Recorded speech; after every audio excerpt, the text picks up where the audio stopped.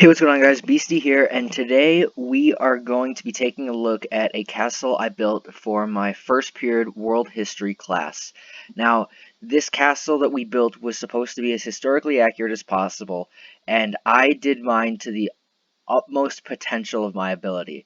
There are about 40 parts in here and about 60 scenes or so that we're going to go over.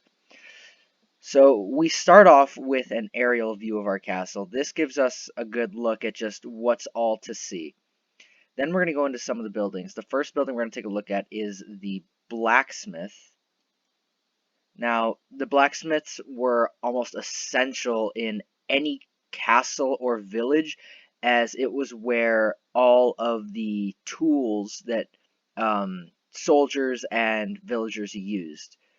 So we have a nice sign here, and then if we go over to the village or the blacksmith work area, we can take a look at what would have been included in an actual blacksmith yard. You would have tools, a forge over here, and almost always an anvil. So next we are going to be going over to the tilt yard. Now, tilt yards were a lot more common in villages than in castles, but they did have them. Tilt yards were used to train knights in horseback combat. It was where jousts were held, and it was a form of entertainment for people. Next, we are going to an inn. Inns were a place where travelers or villagers could rent out rooms and spend the night or multiple nights there if they were on a travel. Next, we are going into a tavern, and taverns and inns are actually often built together because you'll have wanderers and travelers come into your tavern, ask for a room, and then be given a key to go up to the room. Now, we have a couple benches here, tables here, and a bar over here, and then barrels with our alcohol. Then we can go over to the bar and see a very lovely photo of Mr. Dershel, our world history teacher, in his gleaming suit of armor. Then we're going to go over to the barracks. The barracks is where soldiers would have slept. This is not to be confused with the soldiers' mess. The soldiers' mess is where they ate. The barracks is where they slept and kept any of their personal belongings, and that's why we have these boxes here. Sometimes they would have had single beds, sometimes they would have had double bunk beds, but the barracks is where soldiers usually lived. Next, I have this little small storage area here. We got a couple bags of grain, some crates with just some random items in there. There's nothing actually in them, but it's a texture. But they would have kept small items, maybe certain grains in boxes, and then barrels, which would have been used for ale. Next, we have the stables. Again, almost an essential part of any castle, as horses would often be kept both for travel and combat. We have 4 cells in here. Sometimes there would be more, sometimes there would be less. But yes, a stables where the horses were often kept. Right above the stables, we have the soldiers' mess, and this is pretty much the chow hall of any castle. This is where a lot of the activities by soldiers were taking place.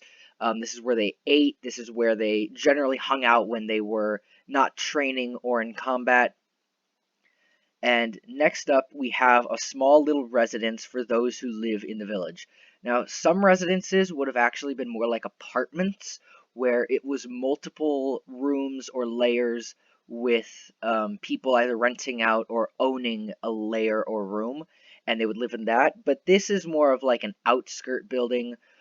Probably it's something that would be put on a farm, just a little one-layer building. Right next to the residency, we have the granary, and the granary is where any excess grain was kept and dried, and it was especially essential during the winter time when they needed to keep food. Next, we have a market. This is where the villagers trading and sometimes the royals trading often took place. You would often have booths with people coming in and buying and selling things. Next up is the Barbican. The Barbican is a fortification placed often in the very front of the castle. It was another layer of defense in front of the gatehouse with the second drawbridge and portcullis in it. And almost always attached to a barbican was a gatehouse. A gatehouse often was a large fortification used to give a good oversight of everything in front of it. Gatehouses were used in making airlocks in entrances to castles to make it harder to get into. It's just another layer of defense and an entrance to the castle. Next, we're going over along the wall to another gatehouse, and this is showcasing the drawbridge. Now, the drawbridge would often have ropes or chains going into arrow loops in which they would have manual operators to open and close them. And then probably one of the most common features of any castle is a crest, a family logo, a design that represented who the castle belonged to. Next, we have the portcullis. The portcullis was a very heavy wooden or metal gate used to block off an entrance, often in a gatehouse or a barbican. These had very small holes in them for archers to shoot through or soldiers to stab through to attack any oncoming troops. Next, we have a view of the keep. This is the main part of the castle. It is not to be confused with the donjon. The donjon is the largest tower. The keep is the main fortification. We have a second view of the keep up over here, a bit more of an aerial view.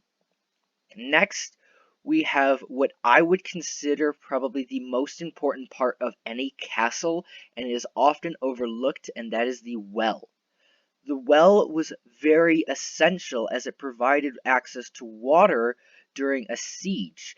It allowed people in the village to stay alive. Water is one of the most essential parts of life.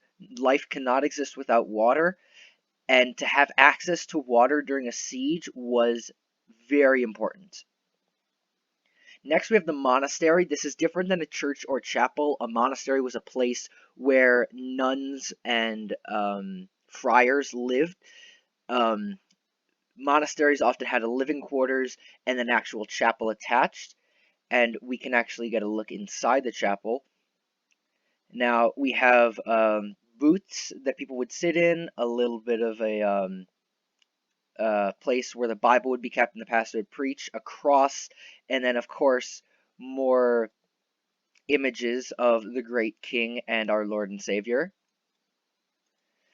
Now, a very common feature of Renaissance and Gothic architecture was a buttress. Sometimes they'd be put along walls, sometimes they'd be put along castles. Here they are put along the monastery, and buttresses were used to support the walls.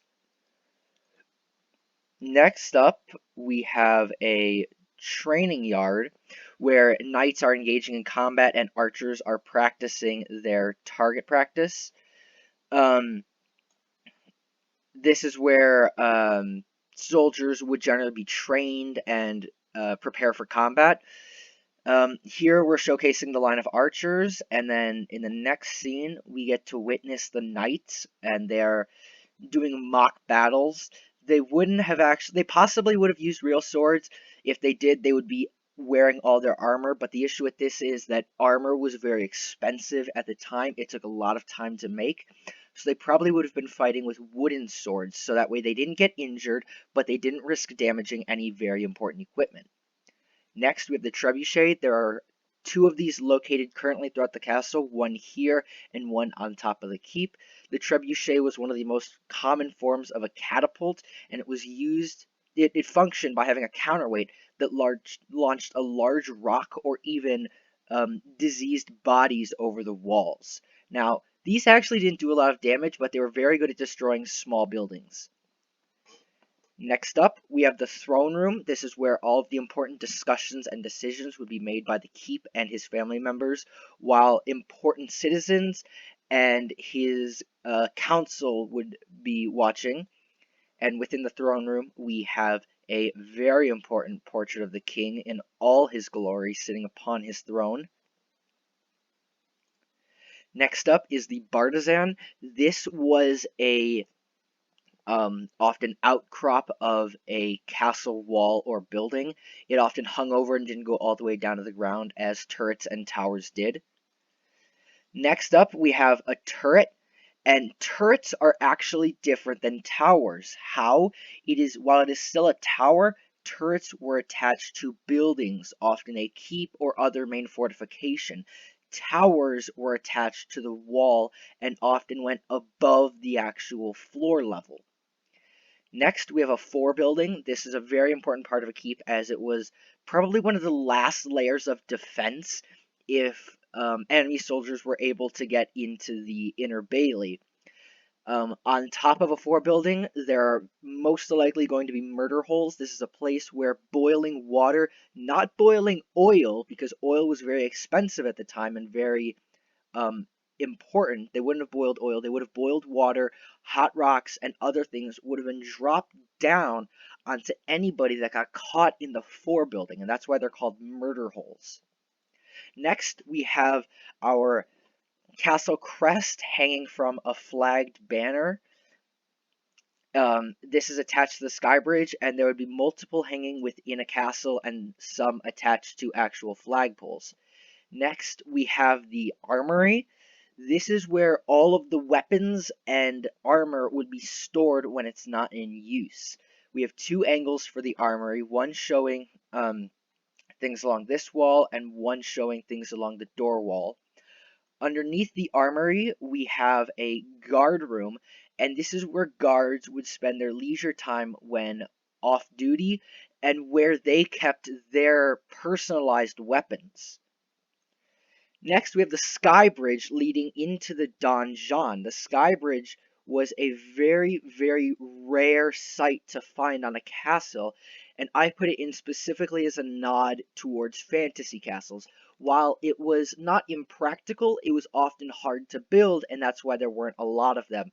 They're very more often in short sizes rather than something this big, but again, it's a nod towards fantasy castles, just like the donjon. Now, it was very rare, it was still in existence, but it was very rare to find a donjon like this.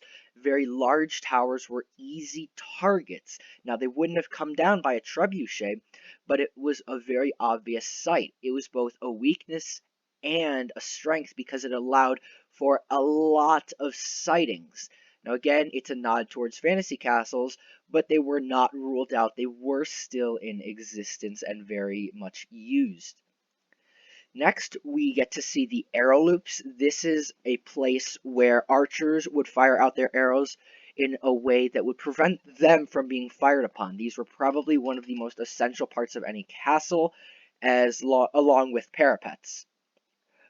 Next, we have machicolations, and these were again used to drop rocks and boiling water onto any troops along the wall. It was also used to provide a more direct line of sight along the base of the wall and allowed for archers to shoot out through it.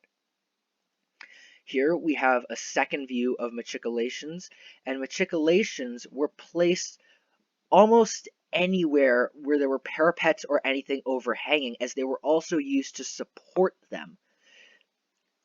Speaking of parapets, we go to our first view of them, in which case we can see them all along here. These are probably some of the most iconic pieces of any castle in history. It was a very solid piece of defense along walls, castles, and towers that allowed for archers to take cover and easily shoot out. Here we have a second view with a lot more parapets along the walls. Parapets were broken down into two separate pieces. I can't remember the exact names, but there was a name for the gap and a name for the piece jutting out. Next, we get to see the inner wall, and the inner wall is often a much larger wall than what was the curtain wall. The curtain wall was the outer wall. There were sometimes multiple layers of walls. Sometimes there were one, which is just a curtain wall. Sometimes there were two. Sometimes there were 5. Then we have the outer wall, which was the first line of defense in any castle after the moat. Next, we have the bastion, and a bastion was any sort of outcrop from the wall, excluding towers and partisans. It was often an outcrop of the actual wall versus something built onto it, and it was used to provide more line of sight for people that may be lined up against the wall, such as people who were trying to climb on with ladders. Next, we have an allure or a wall walk. This is where archers and soldiers would be fighting from, and this is where a lot of soldiers would be stationed. Next, we have the outer bailey. This was the less important part of a castle in a way. It was where the less valuable buildings were, but it provided a very important line of defense, because this is where, if there was a village, this is where the village would be located. Next, we have the inner bailey, and the inner bailey is where the most important parts of any castle were. Here we have the monastery, the training yards, the keep, the donjon, and the armory and guard rooms.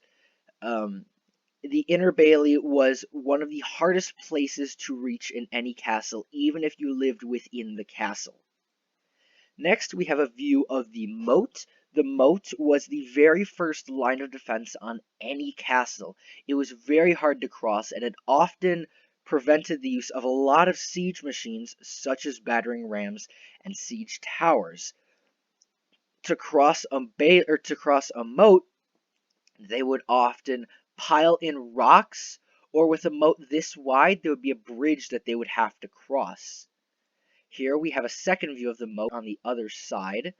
This is probably one of the widest areas, and it was designed that way, so that way there was absolutely no chance of soldiers getting to the back of the wall, giving them a direct line of sight towards the keep. Next, we have views of the castle itself. This is an aerial view, a very topographical view where we can see all the parts in the castle. Next, we have a view of the view from the bottom left angle. This is showcasing the wall as well as some of the other parts. And in designing this castle, I often went above and beyond. That's just the type of person I am, and I'm probably going to keep working on this after. We have more views of the wall.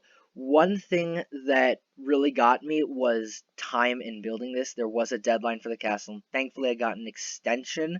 However, it still took a lot of time to create and everything, and I wasn't able to finish before the end of the school year.